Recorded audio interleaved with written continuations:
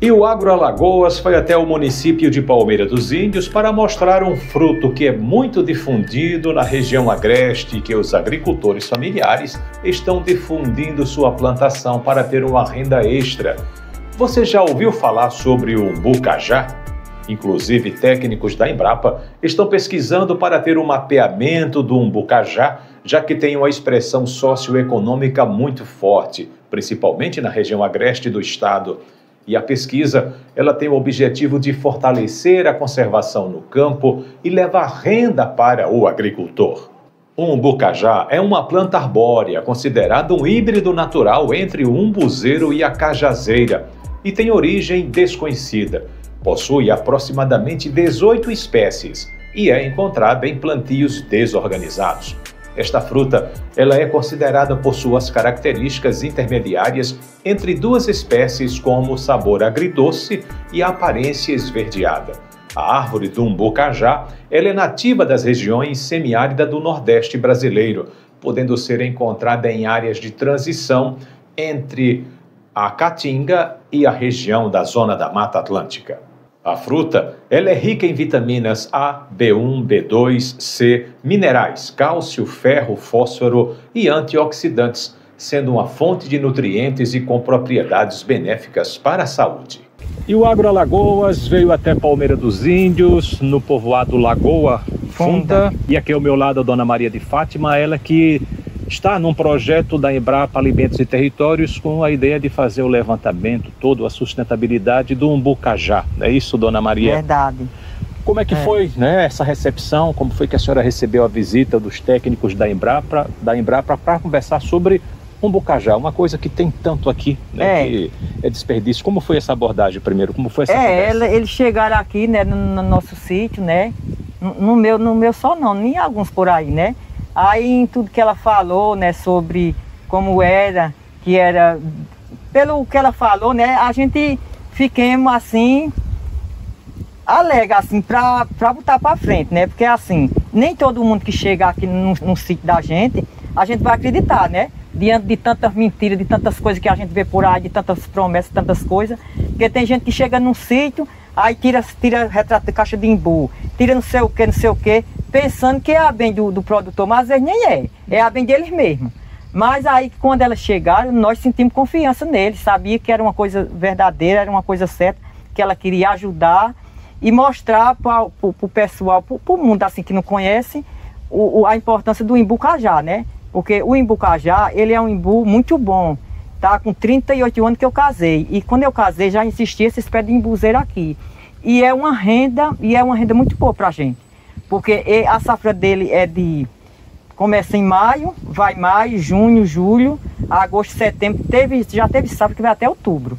Então, para nós que somos agricultor e os dinheiros é meio raro da gente pegar, e principalmente nesse tempo, que a gente é um tempo de roça, que a gente vai plantar feijão, milho, essas coisas, aí a gente só vai ter algum dinheiro em algum futuro, se for para vender, agosto, setembro. E o imbu não, o imbu já chega já com dinheiro. Ele cai no chão, você enche as caixas e o dinheiro já está no bolso. Não é tem tanta saída assim? Tem, né? não é aquele dinheiro... Como é que é a abordagem? Não é aquele dinheiro que a gente, porque assim... Se a gente é o produtor, a gente cata e vende, então quem comprar a gente, eles vão ter, assim, eles vão ganhar, né? Porque eles ali estão levando para algum canto, eles estão gastando gasolina, eles estão gastando os trabalhos, então é claro que ele vai ganhar muito mais do que os donos. Porque os donos mesmo, ele colhendo, e se ele vendesse para uma fábrica, num caso, que a fábrica dessa assim, o valor fosse... digamos assim, uma caixa de imbu nós vendemos aqui, agora não, tá acho que R$20, mas há 3 anos atrás estava de R$10. Então se nós vendemos de R$10 aqui, lá onde eles vendem é 30, 40. Então eles ganham mais do que nós, porque nós entramos com trabalho, nós entramos com tudo e eles entram só levando ali no carro e vendendo. É claro que eles vão ganhar mais que a gente, porque o produtor, ele deveria ganhar mais, porque ali ele vai enfrentar a chuva, ele vai enfrentar o sol, ele vai enfrentar tudo para pegar aquele imbu. E eles não, eles ganham mais, então. Mas a gente não pode, a gente tem que fazer isso, porque não tem outra alternativa para a gente. Porque vamos lá, vamos o início de tudo, né? A senhora mencionou que já a ideia de plantar, de cultivar, de ter o umbucajá na região já veio dos seus avós? Já veio, foi. Assim, não veio dos meus avós, nem do meu pai. Veio do meu sogro. Eu casei, quando eu casei que cheguei aqui, que eu nasci em Palmeira, aí passei a minha infância no sítio, no outro sítio, não foi aqui não. Mas eu casei com esse que mora aqui na Lagoa Funda. Quando eu cheguei já existia esse pé de cajá. Então, como já existia esse pé de cajá, ele passou um tempo viajando. Depois, quando ele voltou, que ele parou de viajar, né, quando ele já estava mais ou menos com os 45 anos, aí a gente fazia o seguinte, a gente vendia os pés de cajá para uma mulher da Bahia que ela vinha comprar. Aí outras vezes ela dizia assim, não, eu vou comprar as caixas. A gente vendia para ela bem baratinho, logo no início era bem baratinho. Mas quando ela começou a comprar, que todo mundo começou a descobrir o suco do cajá, a embusada dessas coisas, aumentou mais um pouquinho. Só que aí a gente deu para a gente mesmo colher. Ele disse, não, agora sabe o que é que eu vou fazer dos meus pés de imbu velho, que já foi dos pais dele, dos avós dele, que tem 80, 90 anos, esses pés de imbu de plantado. Aí ele disse assim, agora eu vou cultivar mais, eu vou plantar mais. Desses pés eu vou fazer mais. Aí ele pegou, foi tirando as gaias, aqui lá foi tirando umas gainhas e foi plantando. Aí hoje ele se encontra com meio mundo de imbu, que eu não sei quantos pés é, mas então ele deve saber. Ele visualizou uma forma de produzir. Foi, de produzir. Aí ele fez uma carreira de um canto a outro, que essa carreira vai longe. Aí lá ele também, na terra, fez assim com outra. Aqui também ele foi, quando chegou aqui ele fez assim. Então, aí o povo começaram, né? A procuração do imbu foi mais. Teve mais progresso, porque aí o povo também foi vendo. Tem muita gente aqui que já tem também dessa época. Mas tem muitos aqui que foi através desses aqui, de uns 3 ou 4 que tinha. Aí foi vendo que foi tanto que muita gente destruiu já os pés de imbu, fazendo um muro, outros fazendo uma coisa e outra, aí hoje estão plantando. Estão vendo que tá sendo tão bom. E o dinheiro é tão bom, que é uma fruta, que você não precisa estar alisando muito ele, não precisa estar botando adubo nele, ele não precisa tanto de tanta chuva para ele dar. Ele dá mesmo, hoje mesmo, ontem mesmo, caiu um pé ali de frente da casa do meu filho, de tanto imbu que tinha. Tinha tanto imbu, que a água caiu, não conseguiu ficar. Sustentar o peso. Caiu, tá lá, ainda tá caído. O homem viu hoje e disse, olha, amanhã da manhã para diante eu vou tirar tudo, vender tudo ele. Porque assim, tanta gente vende ele assim, caído, madurinho. Como tirei ele bem inchadinho assim, ó, para vender de outra parte, eles fazem de 3 formas, os que compram. Eles tiram assim, bem inchadinho assim. Eles tiram o maduro e eles tiram esses verdinhos assim, ó. Esses verdinhos assim, ó. Tem muitos que dizem, ó, chega aqui no pé de imbu, ele diz, ó, balance tudo. Vai inchado, vai e balança tudo, e enche as caixas. Aí muitos vai, nós até fazia isso, só que nós não faz mais não. Há 3 anos atrás nós não faz mais não. Porque se nós tirávamos num pé de imbuzeiro desse 30 caixas de imbu, assim, e ele maduro, nós tiramos 60 ou mais. É o dobro tipo. Aí nós deixamos. A caixa é mais cara com esse pequenininho ou é o mesmo valor? Não, a caixa é o mesmo valor. Agora, a caixa desses assim é mais cara. Por quê? Porque esse aqui você tem que subir no imbuzeiro e tirar no seio, para ele não ir no chão. Para tirar ele... Ele não pode estar machucado. Não pode estar machucado, porque eles lá já tem o esquema deles vender caro. Então, que é político, o povo compra para fazer suco, eu não sei. Aí aqui, quando ele diz, ó, eu vou comprar esses aqui, só que vocês têm que tirar eles com muita dedicação, não cair no chão e tirar no seio, para tirar e botar na caixa. Então, dá mais trabalho, porque você tem que subir num pé, você tem que subir na escada, você tem que botar um seio. Aí eles compram mais caro, mas não é também tão caro. A diferença de R$5 de um para outro é assim. Agora, como começou essa vinda dessa moça para comprar? Vocês não vendiam, né? Era que fazia lama, era o mais consumo próprio. E o valor, né? Então, olha, a gente já não ganhava nada, mas ganhando, vamos supor, R$5, R$10 por caixa já é um dinheiro. Olha, num tempo que essa pessoa começou, que eu lembro que ela era de Bahia, era uma senhora de Bahia, foi a primeira pessoa que quando eu casei veio comprar, que ela vinha com um caminhão, aí aqui as pessoas que tinham, que era pouca gente que tinha, não era tanta gente não, hoje tem muito mais, porque hoje plantaram, mas nesse tempo era mais pouco. Aí aqui ela deixava os sacos, dizia, ó, balança com tudo. Essa mulher, ela não tinha esse negócio de escolher, não, balança com tudo e enche os sacos. Aí aqui a pessoa, ó, balançava tudo, aí enchia os sacos.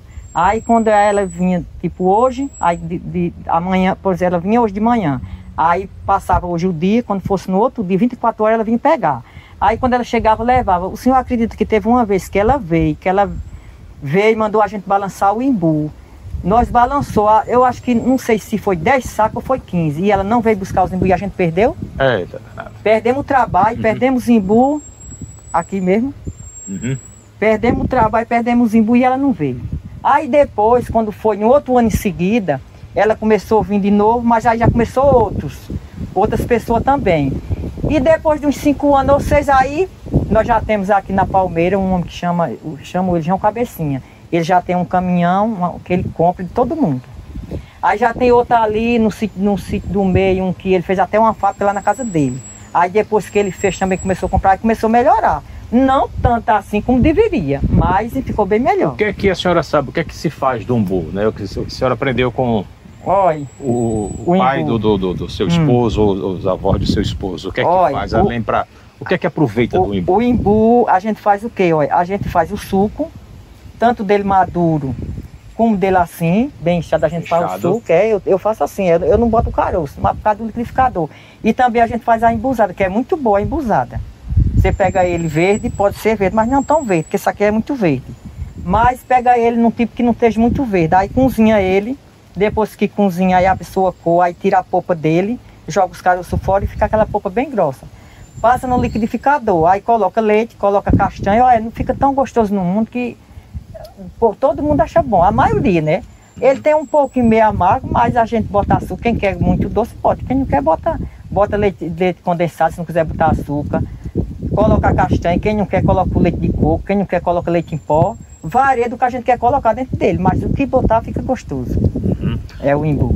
Certo, agora me diga, né, a possibilidade de vocês ganharem, né, mais com essa plantação que já existe aqui há bastante tempo. Pronto. Né? E o ideal seria ter uma associação, alguma coisa para que vocês pudessem se reunir, ter uma pessoa da associação, para a associação vender e ganhar o dinheiro ser dividido para vocês?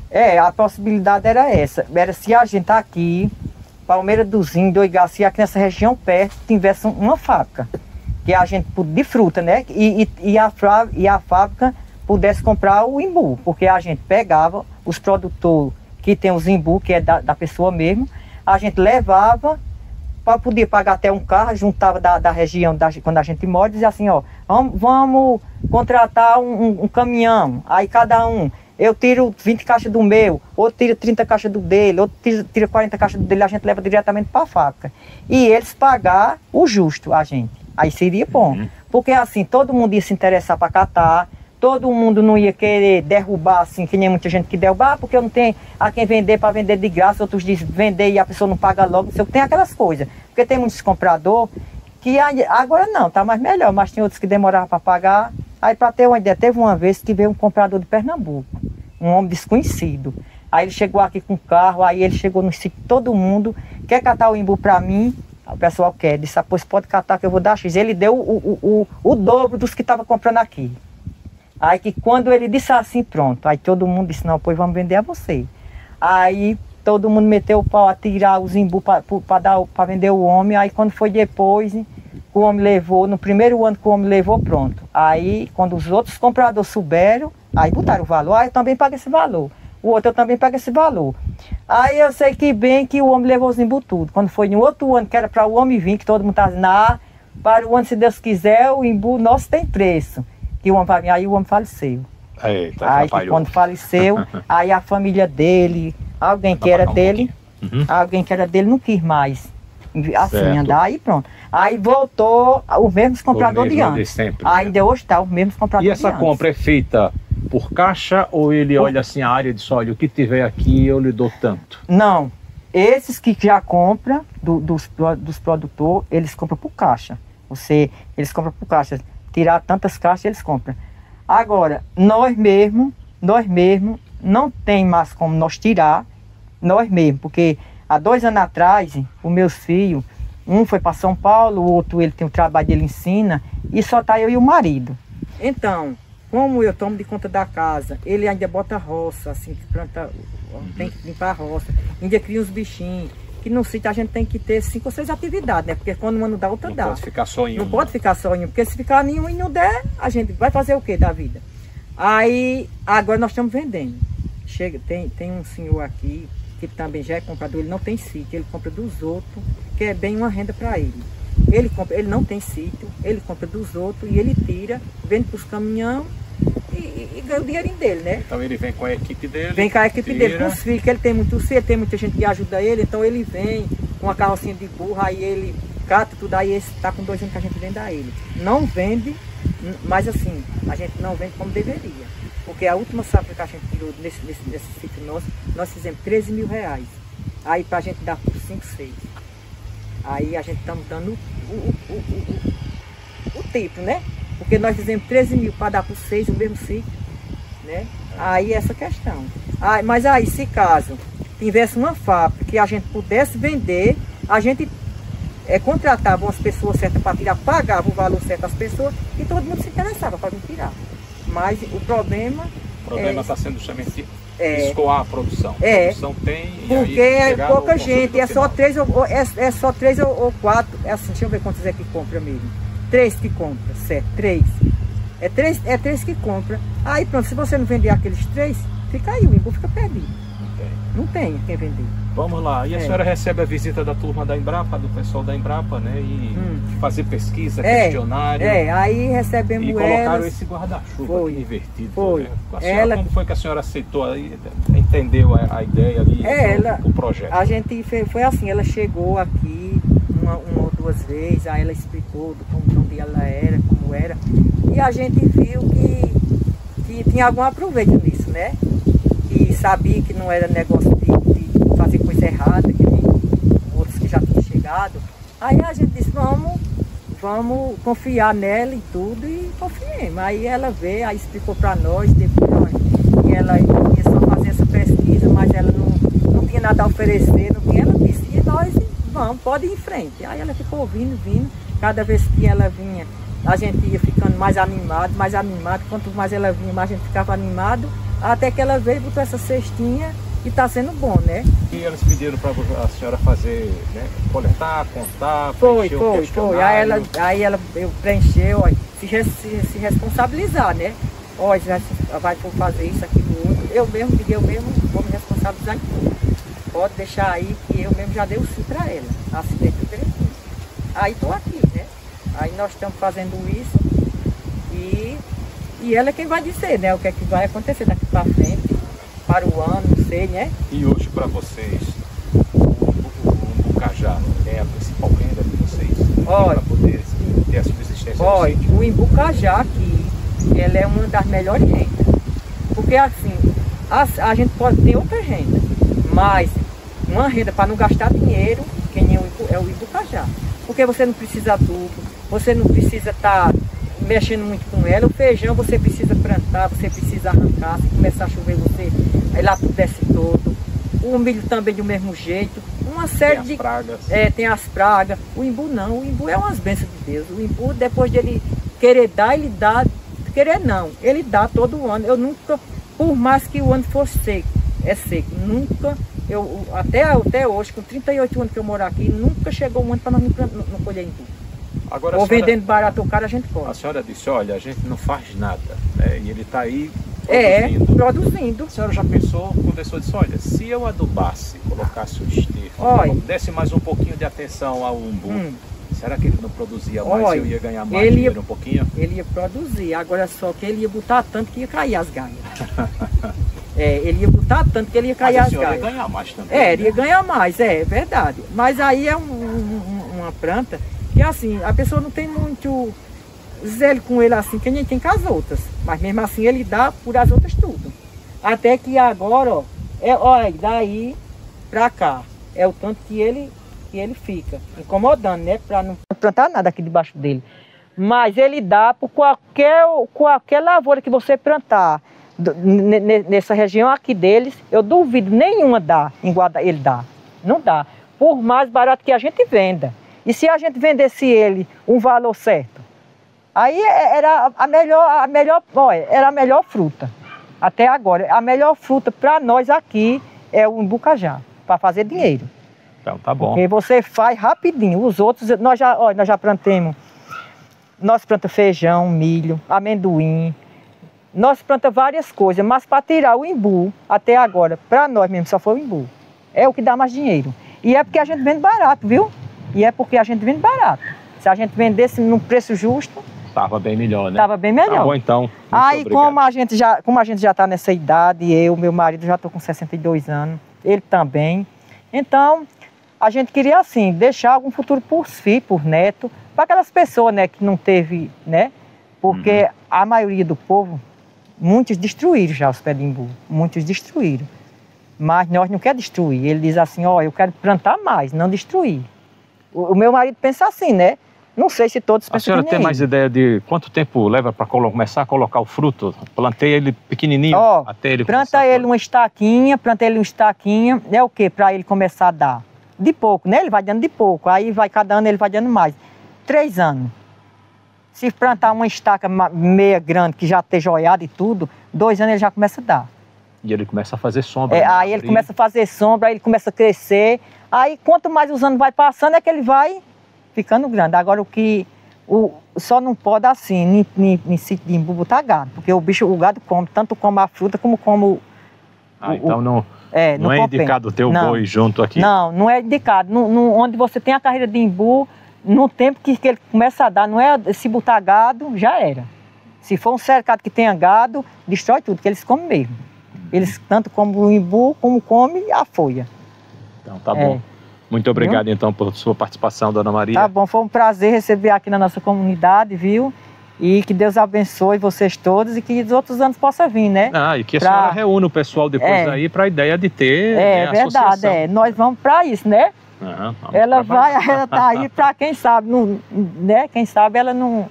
Assim como já começou fazendo essa redinha e tudo, e trazendo aqui, quem sabe se ela não... De repente essa redinha se torna uma rede maior. De repente essa redinha se torna uma rede maior, né? Tá bom, então. Aí é o Agro Alagoas aqui no município de Palmeira dos Índios, mostrando para você, né, esse trabalho que vem sendo desenvolvido pela Embrapa Alimentos e Territórios para valorizar ainda mais o umbu-cajá, uma planta que tem aqui muito, nasce espontaneamente, é da região e que pode trazer mais recursos para o agricultor familiar aqui em Palmeira dos Índios e região também aqui do Agreste. E você está ouvindo e assistindo o Agro Alagoas, que tem oferecimento do Sebrae, a força do empreendedor brasileiro. Vamos ao intervalo e daqui a pouquinho a gente retorna com muito mais informações para você.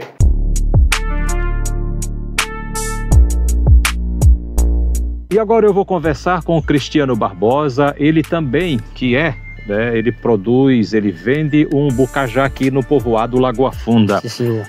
Cristiano, andei sabendo aí, me disseram, olha, quem entende de umbu-cajá é o Cristiano.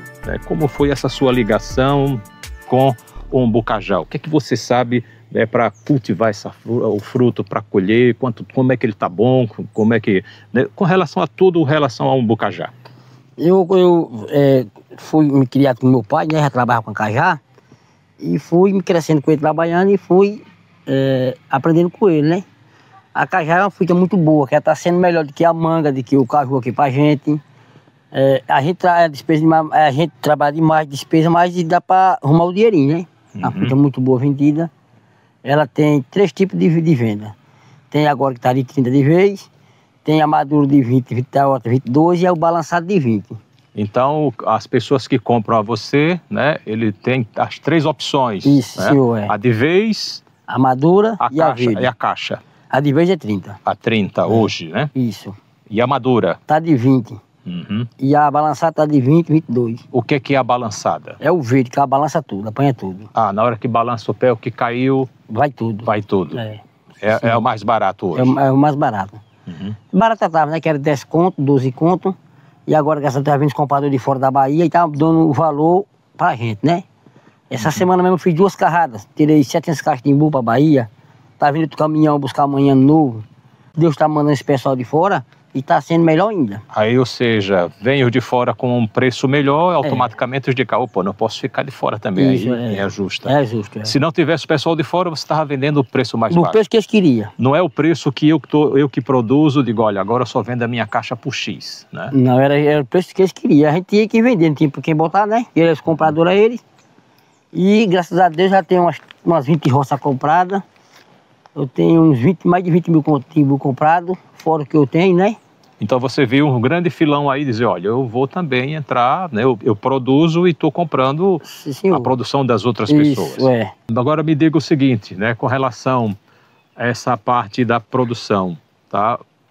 É tudo assim, o pé está aí. Vocês cuidam, faz alguma coisa durante o ano em que não está produzindo? Não, a gente só faz limpar, né? Só faz limpar. Uhum. Só limpar. Aí, quando Deus manda a chuva, ele dá 4 meses de imbu. 4 meses, 5 meses. Então, 4 meses de safra. Vamos terminar lá para outubro. Em média, quantas caixas, né? Vocês medem por quantas caixas cada pé? Olha, tem pé de cajá que já cheguei a balançar 60 caixas, 70, quando tira tudo, né? Uhum. A produção toda dos 4 meses. Aí também só dá aquela vez, aí só dá para o ano. Aí se a gente não balançar, aí todo dia tem. Todo dia cai no maduro, nós tiramos de vezinho e vai até os 4 meses ou 5. Uhum. Dá para viver só com o bocajá ou você tem que ter uma outra subsistência, uma macaxeira, um milho, feijão, para poder agregar mais a renda em casa? Quando a gente acaba a cajá, tem que entrar no outro produto, né? No feijão, na macaxeira, fazer a farinha. Uhum. Negociar com um bode, galinha, essas coisas, que fica a parada pior. Você mencionou que está comprando, você compra do produtor, um outro rapaz vizinho aqui que tem, você compra por quantidade, por pé ou por caixa? Eu compro por roça. Só mais comprar roça. Se o cara tem uma carreira para vender, eu vou lá e compro. 2 mil, 3 mil. Uhum. Aí para mim sendo melhor. Melhor do que comprar por caixa, né? Ou seja, a roça seria a quantidade de pés que tem ali. Pode ter uma roça com 50 pés, 100 pés hoje. Se até 50 pés hoje, o quê? O cara quer 3 mil conto. Mas aí você não corre o risco não de, olha, cada pé produz 60 caixas e se ele não chegar a produzir essas 60, produzir 40, 30, é prejuízo ou ainda está no lucro? Eu faço a conta. Se eu conto 50 pés, aí de 50 pés eu boto um por outro, 35 caixas de imbu. Uhum. Aí eu vou estudar minha matemática, primeiro botar o dinheiro. Ali já estou comprando para tirar o dinheiro do dono do sítio e a despesa dos trabalhadores. Uhum. Porque se não for, não vai ganhar dinheiro, né? Ou então você entra também com a mão de obra, o pessoal para fazer essa colheita. Eu boto 7 pessoas, 8. Acato uma roça aqui que termina um para outra, assim vai. Uhum. E esse pessoal paga diária ou é? Eu pago a diária. Uhum. A 80 conto, dando 2 boias. Pronto, e aí sai de uma, vai para outra, até fechar o dia. Até quando fechar o dia. Pé que deu menos de 35 caixas é prejuízo? É prejuízo, O pé que dá menos de 35 é prejuízo. Já aconteceu isso com você? Ih, rapaz, eu comprei aquela roça ali, levei, foi tromba. Mas o imbu é difícil. Uhum. O imbu é difícil enganar, só se o cara não saber comprar, né? Mas eu quero ter muita experiência, vendo de pequeno já no trabalho, eu não, graças a Deus não perdo não. Não fica. E quem comprou, ou seja, quem você comprou também está satisfeito, porque já recebeu até antecipado. Recebe logo a roça, mesmo para trabalhar. Tem gente que não quer mais nem vender, quer catar, vender por caixa, acha melhor, né? Uhum. E você também compra por caixa? Eu compro. Amanhã mesmo eu vou comprar umas 100 caixas que eu comprei hoje. Eu compro de 20, entrego o cabra de 22, ganho R$2 por caixa. Já inteiro no meu sítio, né? Uhum. E quem compra você, esse pessoal que vem, ele diz para que vai fazer toda essa produção de umbucajá? É, fazer suco para Bahia. Tá aí então o Cristiano, que é um produtor aqui de umbucajá, né, em Palmeira dos Índios e que está comprando, também está se reinventando para poder essa cultura. E esse trabalho, Cristiano, que a Embrapa vem desenvolvendo, a turma chegou aqui para você, os pesquisadores, olha, vamos fazer um levantamento, né? Como é que você recebeu justamente essa ideia de fazer essa pesquisa do umbucajá?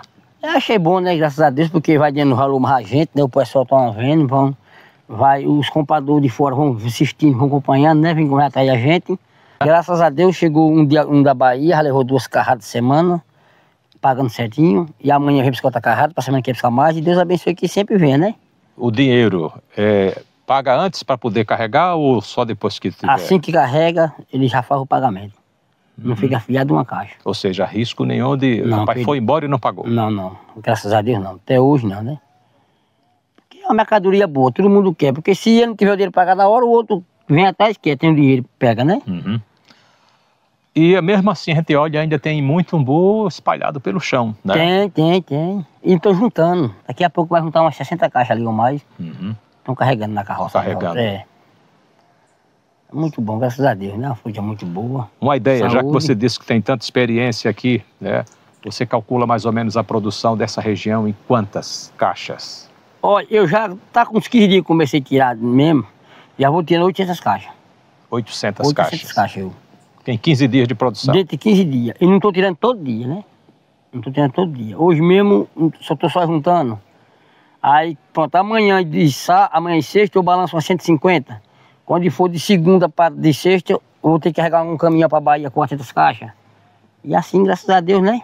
Uhum. Quem vai trabalhando ajuda. Então essas caixas são levadas aqui para próximo onde é feito esse preparo para levar só a polpa para lá. Não é o fruto que vai para lá para não chegar estragado lá. O meu tá indo fruto para lá mesmo. É. O rapaz da Bahia vem buscar no caminhão o baú, já vem com o caminhão fechado que tem a cama filha. Refrigerado, então. Já chega lá, no mesmo jeito sai daqui fresquinho, chega lá. É feito selecionado, já é selecionado aqui nas caixas ou Isso. Tem algumas que já está estragando, outras? Não, vai tudo ok mesmo. Vai tudo ok. É feito então a seleção antes de colocar na caixa? Isso, senhor. Tá bom então. Quer acrescentar mais alguma coisa, Cristiano? Pela sua experiência que você tem no Bucajá? Também, graças a Deus, foi a melhor. Para visto do cabo aqui não tem estudo nenhum, é a melhor ramo da minha vida, né? Então vamos lá. O que era o Cristiano antes do umbu, a família do Cristiano, e depois do Bucajá? Houve uma melhora muito grande? Graças a Deus, né? Graças a Deus. O que é que Cristiano tem hoje? A casa, tem a minha morada, né? Minha morada, tem a minha montada, graças a Deus. Vivo meu negócio, mando meus imbu, não é verdade? Se não fosse meus imbu, eu tava trabalhando para os outros, né? E quando para o imbu, aí vai para a roça. Vou para a roça, para outro ramo, né? Tá bom então.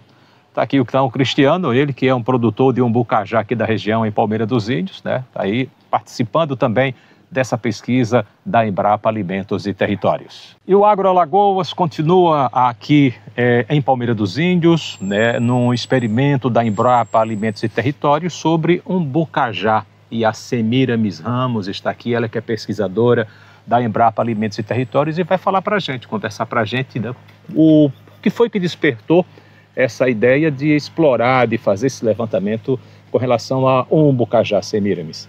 Bom, o umbucajá é uma espécie que tem uma expressão socioeconômica muito forte na região, né? E aqui dentro do estado de Alagoas, na região do Agreste, Palmeira dos Índios é o local em que a gente pode identificar áreas dessa ocorrência de uma forma mais forte. E aí a ideia inicial é uma cultura de expressão que traz renda para esse agricultor. O que a gente pode fazer para fortalecer essa conservação no campo dessas plantas que são seculares e que trazem renda para o agricultor e de onde a gente parte para poder ver e identificar as fragilidades desse sistema e tentar auxiliar. Então a primeira ideia seria fazer um diagnóstico com esses agricultores. Então a Embrapa percorreu várias áreas, 65 áreas foram percorridas aqui na região. Foi feito um diagnóstico, esse diagnóstico identificando pontos fracos e pontos fortes do sistema, o que o agricultor identificava como prioritário. E aí a gente foi fazendo um mapeamento. E esse mapeamento não só de linhas ou ideias que pudessem originar pesquisa, mas também um mapeamento dessas áreas de ocorrência. Então, a gente tem mapeado hoje essas áreas. Nessas áreas, quase 500 plantas nós identificamos. Dessas plantas, a gente tem informações sobre altura, sobre diâmetro de copa, de algumas dessas plantas. Aí depois de alguns critérios técnicos estabelecidos, a gente selecionou algumas áreas-alvo, né? Porque vocês não tinham um parâmetro antes, um estudo para... Não, por onde começa, né? Quais são as plantas de interesse, quais são as características de interesse, né? O que essas plantas têm, quais são as características agronômicas das plantas que hoje estão no campo há 100 anos, há 80 anos, e que se constitui uma renda para esse agricultor. Então, isso mapeado, esse critério técnico definido e identificados os agricultores que gostariam de participar, né, desse trabalho, porque não era só eu gostaria de participar, mas tinha outros critérios que eu estou falando que são técnicos que influenciaram nessa decisão. A gente então selecionou essas áreas. Nessas áreas, durante 3 anos, a gente está coletando frutos e fazendo as características físico-químicas desses frutos também. E aí, para poder você ter uma estimativa, né, de produção dessas plantas, porque você tem um número aqui de caixas que eles dizem que colhem por área. Caixa. Normalmente uma caixa de 25, 30 quilos, e eles dizem mais ou menos em X plantas eu colhi X caixas e eu recebi tanto de dinheiro. Mas o quanto cada planta dessa produz? A planta que está na mesma fileira, ela tem as mesmas características, porque algumas vieram, a grande maioria delas de estacas, mas não foram de uma planta, foram de várias outras plantas. Ou seja, descobrir um pouco da história desse plantio, né, que foi feito há alguns anos aqui. Então, o que é que a gente identificou? Dentro de uma mesma área, você tem uma variação entre plantas. Dentro de uma mesma área você tem com características agronômicas e morfológicas, mas também com características físico-químicas desse fruto mais doce, fruto mais ácido, fruto com formato mais piriforme, outro com formato mais alongado. Formatos diferenciados. Isso, tamanho, né? Então isso tudo está sendo mensurado.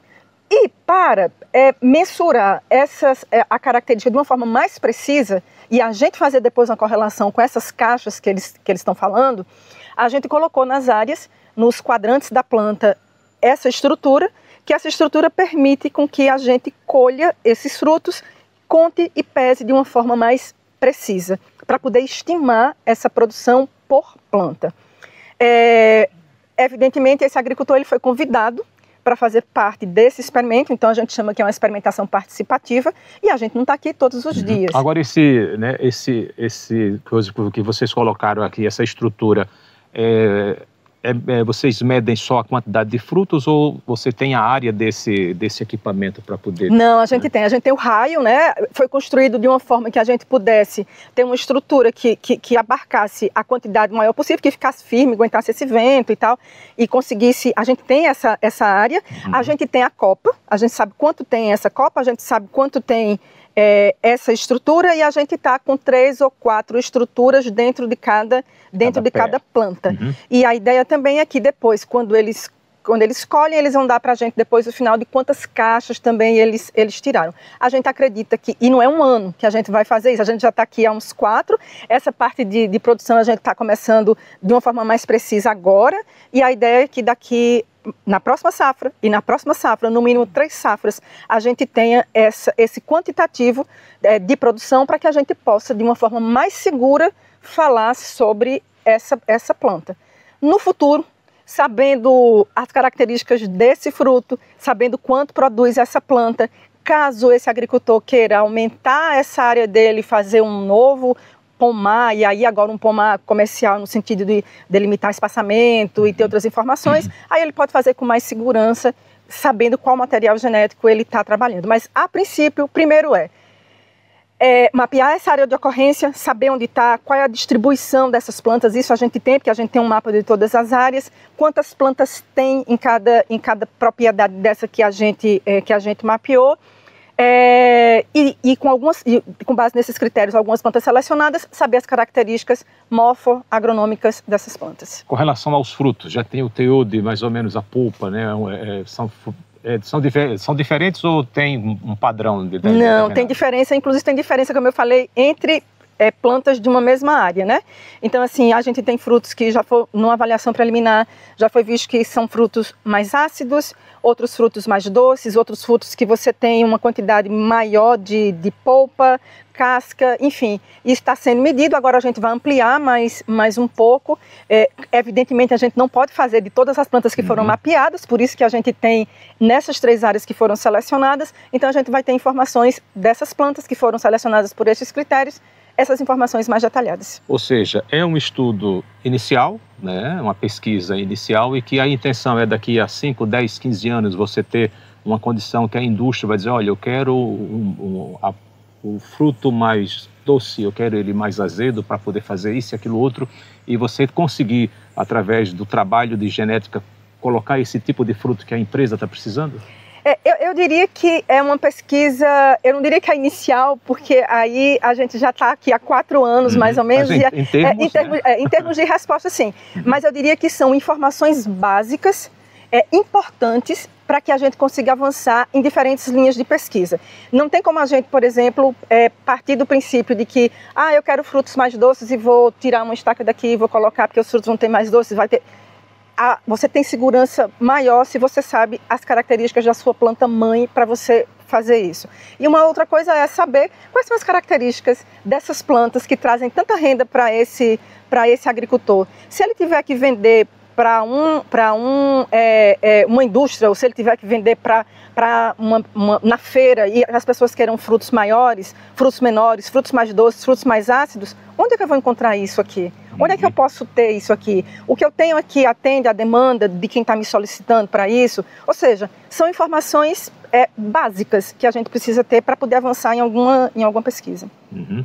E por outro lado a gente observa, né, como é uma coisa mais extrativista, eles utilizam aqui, né, falta um apoio técnico, um trabalho também de conscientização para que eles possam, né, já evitar o atravessador, ele começando a fazer esse trabalho e ter mais recursos, ter mais renda para eles. Nesse diagnóstico que nós fizemos, vai sair um documento no final, eu espero que até o começo do próximo ano, que é um documento que pode dar embasamento para diferentes ideias e que possa ter políticas públicas que possam apoiar algumas questões. Uma coisa interessante e que permeou toda essa conversa com eles é que, por exemplo, todos sentem falta de ter uma venda mais direta. Todos dizem que se eu conseguisse colocar o meu fruto direto numa fábrica, direto com quem compra, eu ganharia mais recursos.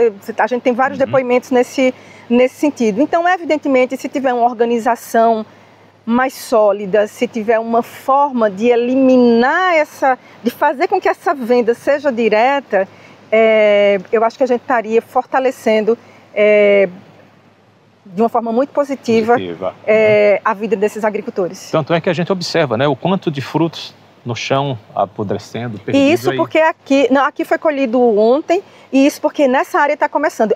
Uma coisa interessante, a gente tem plantas que são mais precoces e outras mais tardias, entendeu? Então tem áreas que a gente foi que já está assim de meio para final de colheita. Em outras áreas está iniciando ainda pouquinho. Mas evidentemente eles perdem muita coisa que cai, ou quando eles colocam numa caixa frutos que já estão num estágio mais avançado de maturação, esse período que você pode ter desse fruto com qualidade, ele vai reduzindo, entendeu? Principalmente para a venda do produto in natura. Então, o ideal seria ele ter caixas com os frutos basicamente na mesma condição, né? Está inchado, todos eles inchados, está mais maduro, todos eles mais maduros ali, para poder não haver um mais já apodrecendo e o outro ainda em condição. Sim, eu diria que era interessante que ele tivesse uma forma de colheita mais uniforme, que tivesse mais informação para que tenha essa colheita de uma forma que permita essa qualidade final do produto, seja para ele levar para a indústria, ou seja para ele poder fazer a venda in natura, como é o caso de alguns, entendeu?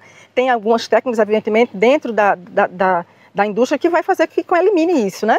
Mas se ele tiver um fruto íntegro, um fruto em boa qualidade, um fruto sem sujeira, alguns caem no meio de coisa de animal, mas se tiver essa condição, seria interessante. Seria importante, interessante não, seria importante. Né? E que o agricultor ele possa justamente aproveitar todo o espaço e ter aquela renda a mais para ele, né, para toda a família permanecendo no campo. Sim, evidentemente. Essa seria uma das condições mais interessantes que a gente poderia. E seria uma renda a mais, porque praticamente foi o que ela falou, né? Olha, tá aqui o pé, a gente não coloca nada, ele começa a botar, são 4, 5 meses colocando e a gente colhendo.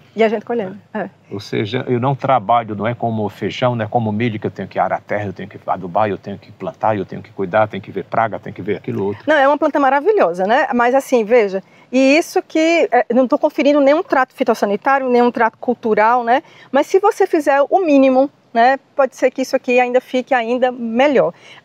Então eu acho que é interessante a gente pensar tanto na parte de manejo e condução, como a gente pensar também em formas que venham trazer uma sustentabilidade e uma maior rentabilidade para esse agricultor. Mais ou menos vocês estão trabalhando em quanto tempo de estudo para poder ter esse levantamento? A questão do levantamento, desse diagnóstico, do mapeamento, a gente terminou isso já com essas informações preliminares, então agora é consolidar essa informação para poder disponibilizar, e as informações com relação a planta, e aí eu falo em termos de características agronômicas, esse é o primeiro ano que a gente está fazendo dessa forma, então para ter segurança, porque isso é pesquisa, então mais 2 anos de... Não é achismo. Mais 2 anos de colheita para poder a gente ter a informação. A ideia é que terminou esse ciclo, a gente consolide a informação. Próximo ciclo a gente faz de novo a mesma coisa, e a gente faz de novo a mesma coisa, no mínimo 3 vezes, aí a gente pode falar com segurança, dar essas informações com mais segurança. O interessante seria que a gente pudesse fazer em mais plantas, mas é pesquisa, e aí a gente tem esses critérios bem sólidos, técnicos, de seleção dessas plantas, e é isso que está sendo feito por aqui, por enquanto. Pronto, está aí, né, esse trabalho sendo realizado justamente da Embrapa Alimentos e Territórios para mostrar, né, o produto da sua terra e o que ele pode ser feito. Aí eu pergunto para você, veio agora essa ideia, né, essa pergunta. Nesse levantamento que vocês fizeram e estão acompanhando, tem alguma praga que ataca uma coisa, né, uma doença que ataca o pé? Olha, a gente possa trazer preocupação e acabar com uma plantação? Não, nesse nível de acabar com a plantação não. O que a gente já identificou nessas plantas que a gente passou cupim, formiga, resinose. Folhas ainda não foram coletadas para ver incidência de fungos, de alguma praga, né? Algum inseto, mas isso está previsto para ser feito. Colorimetria a gente já fez, a gente vai fazer também toda a parte de levantamento agora, né? Com essas plantas que foram selecionadas, porque não dá para você fazer em 500 plantas como a gente mapeou, né? Então agora está reduzido, e nessas áreas a gente vai fazer isso também. Colorimetria já foi feita, então tem algumas coisas que a gente ainda está fazendo, mas de uma forma mais sistematizada para essas 2 questões, não. Quer acrescentar mais alguma coisa, Semiramis? Não, que é uma grande alegria a gente estar fazendo esse trabalho, né? O diferencial é que essa experimentação é uma experimentação participativa, a gente está tendo a presença ativa dos agricultores que nos receberam aqui para poder realizar esse trabalho, e que a gente espera que de alguma forma essa pesquisa que é básica, mas ela é importante para que a gente tenha informações que fortaleçam as linhas de pesquisa que possam se derivar a partir daqui, né? E vamos ver se daqui mais algum tempo a gente tem informações mais concretas. Tá, então, a Semiramis Ramos, ela que é pesquisadora da Embrapa Alimentos e Territórios, fazendo esse trabalho juntamente com todos os outros técnicos da Embrapa, né, na cultura do umbu-cajá. E olha, na próxima terça-feira, dia 17 de junho, acontece em Penedo a 2ª etapa do Circuito Regional de Feiras da Agricultura Familiar e a Economia Solidária. E ela vai acontecer das 8 da manhã até as 5 da tarde, lá no Largo de São Gonçalo, que fica lá no Centro Histórico de Penedo. E quem vai trazer essas informações é justamente a secretária de Estado da Agricultura e Pecuária, a Aline Rodrigues. Olá, pessoal! Gostaria de mais uma vez convidar a todos os munícipes de Penedo para conhecerem a nossa Feira da Agricultura Familiar e Economia Solidária, que acontecerá no dia 17 de junho, lá no Largo de São Gonçalo, no Centro Histórico da belíssima Penedo. Teremos mais de 30 empreendimentos entre cooperativas e associações que trabalham com agricultura familiar e também com economia solidária. Então são produtos tanto da agricultura como do artesanato alagoano. Teremos a participação de empreendedores de Penedo, de Coruripe, do município de Batalha, de Arapiraca, de Piaçabuçu, diversos municípios do nosso estado que estarão lá vendendo seus produtos, esperando que vocês nos visitem, conheçam e adquiram os nossos produtos, que são de qualidade e principalmente são da nossa terra. A programação conta com apresentação culturais e roda de conversa. A feira é uma oportunidade de valorização da produção de cooperativas e associações que ganha aí a visibilidade e novas possibilidades de comercialização. Lembrando que você pode escutar o programa ao vivo na internet no site cbnmaceió.com.br, vai lá no player. E para assistir às entrevistas na íntegra, aí você acessa a página do AgroAlagoas no YouTube, @AgroAlagoas. E pelo Instagram, agro_Alagoas Marcos Vasconcelos.